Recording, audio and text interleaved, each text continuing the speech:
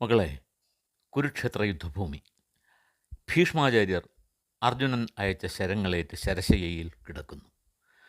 സൂര്യൻ ദക്ഷിണായനത്തിലായിരിക്കുമ്പോൾ ഉണ്ടാകുന്ന മരണം ശുഭകരമല്ലാത്തതിനാൽ സ്വച്ഛന്ത മൃത്യുവായ ഭീഷ്മർ സൂര്യൻ ദക്ഷിണായനത്തിൽ നിന്നും ഉത്തരായനത്തിലേക്ക് പ്രവേശിക്കുന്നത് കാത്ത് കിടക്കുകയാണ്.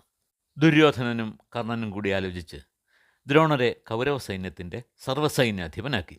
ദ്രോണർ സേനാപതിയായി ചുമതലയേൽക്കുമ്പോൾ ദുര്യോധനൻ ഒരു വരം മാത്രമേ ചോദിച്ചുള്ളൂ.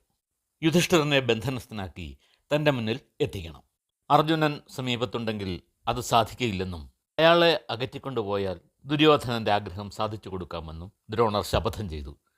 പക്ഷേ അത് നടപ്പാകുന്നില്ല. യുദ്ധഭൂമിയിൽ അതിശക്തമായ യുദ്ധം 12 ദിവസമായി തുടരുകയാണ്. ധാരാളം മനുഷ്യരും മൃഗങ്ങളും മരിച്ചു. പ്രാഗ്ജ്യോതിഷത്തിലെ രാജാവായ ഭഗദത്തൻ ഒരു മദയാനയുമായി വന്ന് പാണ്ഡവ സൈന്യത്തെ ആക്രമിച്ച് നശിപ്പിക്കുകയാണ്. ഇത് തുടർന്നാൽ പാണ്ഡവരെല്ലാവരും ഇല്ലാതെയാകുമെന്ന് മനസ്സിലാക്കിയ അർജുനൻ ശ്രീകൃഷ്ണനോട് വിവരം പറഞ്ഞു. കൃഷ്ണൻ രഥം ഭഗദത്തനുള്ളിടത്തേക്ക് നയിച്ചു. രഥത്തിൽ ഇരുന്നു കൊണ്ട് അർജുനൻ ചിന്തിച്ചു, യുധിഷ്ഠിരനെ ദ്രോണരിൽ നിന്നും രക്ഷിക്കേണ്ട ചുമതല തനിക്കുണ്ട്. പക്ഷേ ഭഗദത്തനെ നിയന്ത്രിക്കാതിരുന്നാൽ അതും പ്രശ്നമാണ്. ഭഗദത്തൻ്റെ സഹായികളായ ത്രിഗർത്തന്മാരും സംശപ്തകന്മാരും നാരായണ സൈന്യവും അപകടകാരികളുമാണ്. അതുകൊണ്ട് തൽക്കാലം അവരെ ആക്രമിച്ച് തോൽപ്പിക്കാം. അർജുനൻ ഒറ്റയ്ക്ക് തന്നെ ആ ചുമതല ഏറ്റെടുത്തു. സംശപ്തക സൈന്യത്തിലേക്ക് കൃഷ്ണൻ രഥം ഓടിച്ചു കയറ്റി. എതിരാളികൾ ഒരുമിച്ച് പ്രയോഗിച്ച അസ്ത്രങ്ങളാൽ നരനാരായണന്മാർ മൂടിപ്പോയി. ഒരു ബ്രഹ്മാസ്ത്രം പ്രയോഗിച്ച് അർജുനൻ എല്ലാം തകർത്തെറിഞ്ഞു. അർജുനൻ്റെ അസ്ത്രപ്രയോഗത്തിൽ സംശപ്തക സൈന്യം കൂട്ടം കൂട്ടമായി പരലോകത്തേക്ക് യാത്രയായിക്കൊണ്ടിരുന്നു. പാർത്ഥൻ്റെ യുദ്ധതന്ത്രവും അസ്ത്രപ്രയോഗ ചതുരതയും കണ്ട് ശ്രീകൃഷ്ണൻ പോലും അത്ഭുതപ്പെട്ടു. ഓരോ അവസരത്തിലും ഭഗവാൻ അർജുനനെ പ്രശംസിച്ചു. അർജുന, നിന്റെ ഈ കഴിവ് ഇന്ദ്രാദി ദേവകൾക്ക് പോലും ഇല്ല. ആയിരക്കണക്കായ സംശപ്തകന്മാർ നിന്റെ അസ്ത്രങ്ങളേറ്റ് മരിച്ചു കഴിഞ്ഞു. അസംഖ്യം സംശപ്തകന്മാർ മരിച്ചെന്ന് മനസ്സിലാക്കി അർജുനൻ ശ്രീകൃഷ്ണനോട് രഥം ഭഗദത്തൻ ഉള്ള സ്ഥലത്തേക്ക് കൊണ്ടുപോകുവാൻ ആവശ്യപ്പെട്ടു. രഥം മുന്നോട്ട് പോകുമ്പോൾ അർജുനൻ ദ്രോണരെ കണ്ടുമുട്ടുവാൻ ഇടയായി. അവർ തമ്മിൽ യുദ്ധമുണ്ടാകുമെന്ന് കരുതി ത്രിഗർത്തത്തിലെ രാജാവായ സുശർമൻ അർജുനന് പിന്നാലെ ചെന്നു. അർജുനൻ കൃഷ്ണനോട് ചോദിച്ചു, കേശവ, സുശർമൻ നമ്മെ വെല്ലുവിളിച്ചുകൊണ്ട് പിന്നാലെ വരുന്നു.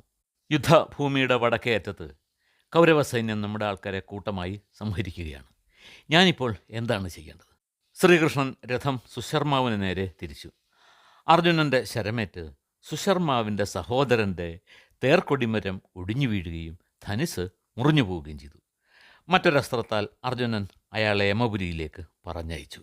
അപ്പോൾ സുശർമൻ ഒരു ശക്തി അർജുനൻ്റെ നേർക്കും തോമരമെന്ന ആയുധം ശ്രീകൃഷ്ണൻ്റെ നേർക്കും അയച്ചു.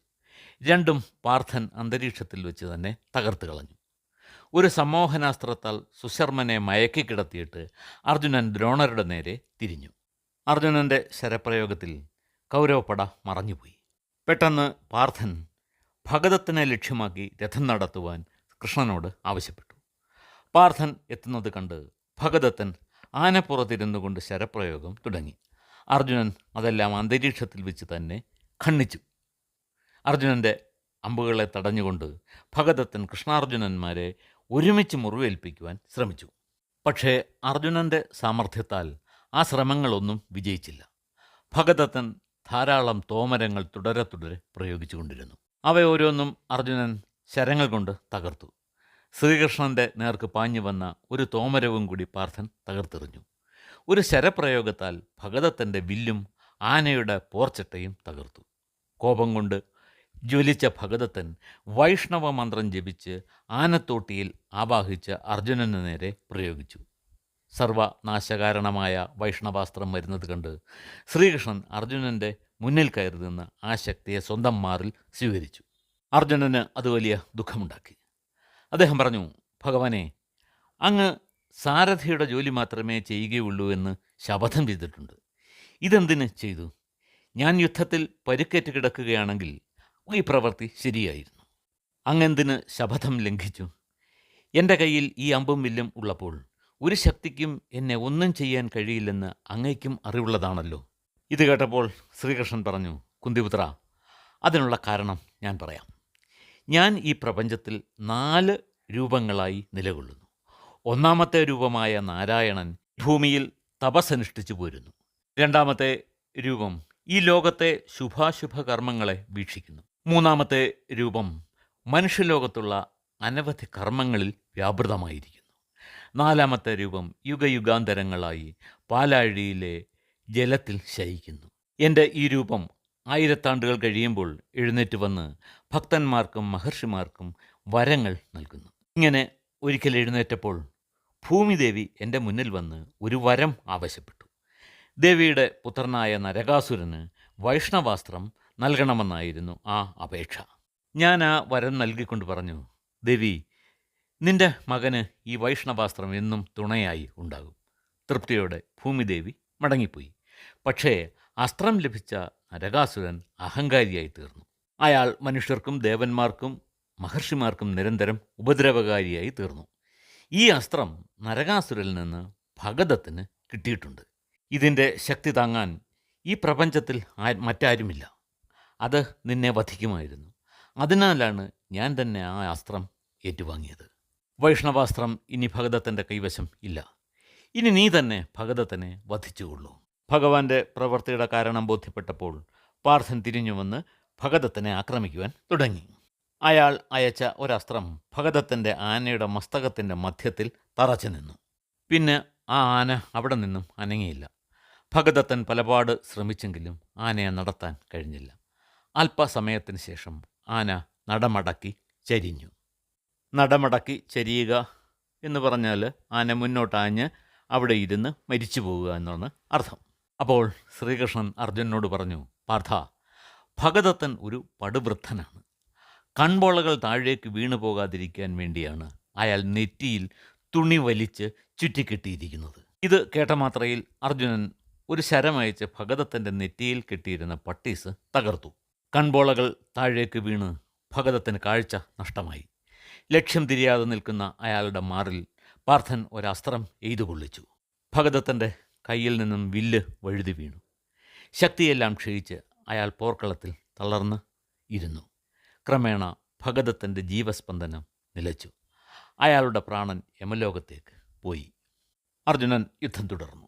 ആ ശരമാരിയിൽ കൗരവപക്ഷത്തെ വീരന്മാരായ പലരും പരലോകം പോകി.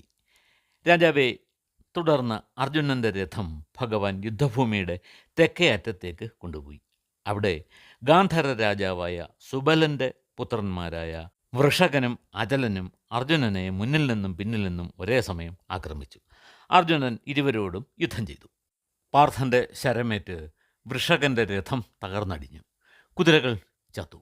ഗാന്ധാരത്തിലെ പ്രമുഖരായ നിരവധി പേർ അർജുനൻ്റെ അമ്പുകൾക്ക് ഇരയായി മരിച്ചു. അപ്പോൾ വൃഷകൻ അജലൻ്റെ തേരിൽ കയറി അതിൽ നിന്ന് ഒരു വില്ലെടുത്തു. ഒരേ തേരിൽ ഇരുന്നു കൊണ്ട് വൃഷകനും അജലനും പാർത്ഥനോട് യുദ്ധം ചെയ്തു. ഒടുവിൽ അർജുനൻ എയ്ത ഒറ്റ ശരം കൊണ്ട് 2 സഹോദരന്മാരും ഒന്നിച്ച് മരിച്ചു. കൗരവർക്ക് മാതുലസ്ഥാനമുള്ള ഈ 2 പേരുടെയും മരണത്തിൽ ദുര്യോധനും സഹോദരന്മാരും കഠിനമായ ദുഃഖത്തിൽ വീണു. തൻ്റെ സഹോദരന്മാർ മരണപ്പെട്ടതറിഞ്ഞ് ശകുനി ക്രോധത്തോടെ പാഞ്ഞെത്തി. അയാൾ അർജുനനെയും ശ്രീകൃഷ്ണനെയും ആക്രമിക്കുവാൻ തുടങ്ങി. ശകുനിയുടെ നേതൃത്വത്തിലുള്ള സൈന്യം 4 ഭാഗത്തു നിന്നും അർജുനനെ ആക്രമിക്കുവാൻ ആരംഭിച്ചു. ശകുനി മായായുദ്ധം ആരംഭിച്ചു. വിവിധ തരത്തിലുള്ള ക്രൂരമൃഗങ്ങൾ പാർത്ഥന് നേരെ പാഞ്ഞെടുത്തു. ഓരോരോ ശരങ്ങളാൽ പാർത്ഥൻ അവയെയെല്ലാം വധിച്ചു. അപ്പോഴേക്കും അർജുനൻ്റെ രഥം കനത്ത ഇരുട്ടിൽ ആണ്ടുപോയി. അർജുനൻ ജ്യോതിഷം എന്ന അസ്ത്രം പ്രയോഗിച്ച് ഇരുട്ടിനെ അകറ്റി. അപ്പോൾ മരണകാരണമായേക്കാവുന്ന അത്ര വലിയ തിരമാലകൾ പാർത്ഥന് നേരെ വരുന്നത് കണ്ടു. ആദിത്യ അസ്ത്രം ഉപയോഗിച്ച് പാർത്ഥൻ ജലപ്രവാഹത്തെ പറ്റിച്ചു. അതിനുശേഷം അവിടെ ഒരു പ്രളയം ഉണ്ടായതിൻ്റെ യാതൊരു ലക്ഷണവും കാണുവാനുണ്ടായിരുന്നില്ല. ഇങ്ങനെ ശകുനി പ്രയോഗിച്ച എല്ലാ മായാവിദ്യകളും പാർത്ഥൻ വിഫലമാക്കി. പാർത്ഥനോട് ഒരു വിദ്യയും നടക്കില്ലെന്ന് മനസ്സിലാക്കിയ ശകുനി പോർക്കളം വിട്ട് എത്രയും വേഗം എങ്ങോട്ടോ പലായനം ചെയ്തു. സഞ്ജയൻ പറഞ്ഞു, രാജാവേ, ആരാലും തടയാൻ കഴിയാതെ അർജുനൻ വിജയശ്രീ ലാളിതനായി നിൽക്കുകയായിരുന്നു. ഇത് കണ്ട് അങ്ങയുടെ സൈനികർ ജീവൻ മാത്രം മതിയെന്ന് പറഞ്ഞ് പടക്കളം വിട്ട് എങ്ങോട്ടൊക്കെയോ ഓടിപ്പോയി. ഈ കഥയുടെ ബാക്കി ഭാഗം നമുക്കടുത്ത ദിവസം കേൾക്കാം. എല്ലാവർക്കും സമർത്ഥസുന്ദരമായ ഒരോണം ആശംസിച്ചുകൊള്ളുന്നു.